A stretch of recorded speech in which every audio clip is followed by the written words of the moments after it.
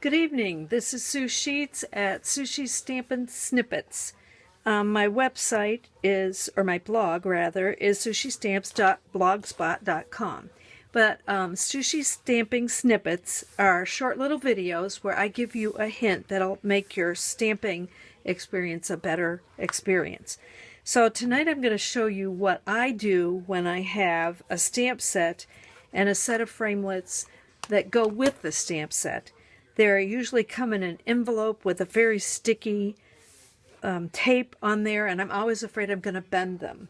So I found these that a customer told me about at, I think it was Joann Fabrics. Anyway, they're die sheets, and I cut them in half and cut the little tab off, and then I glue them with our tear and tape, right like this, on the black part of the sheet, and tape them in my plastic holder and put all the little framelits on there, and the same case that the stamp set is. So then when I'm stamping, if I want one of the framelits, it's right there handy for me.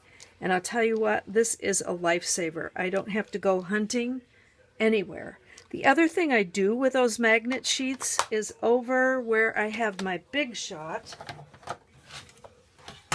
I put one of the magnet sheets right next to my Big Shot, and any time that I'm cutting anything out with a framelit or a thinlit, I put it on the magnet sheet, and then I find that I don't lose any of the pieces. Like some of the pieces in this set are very, very tiny.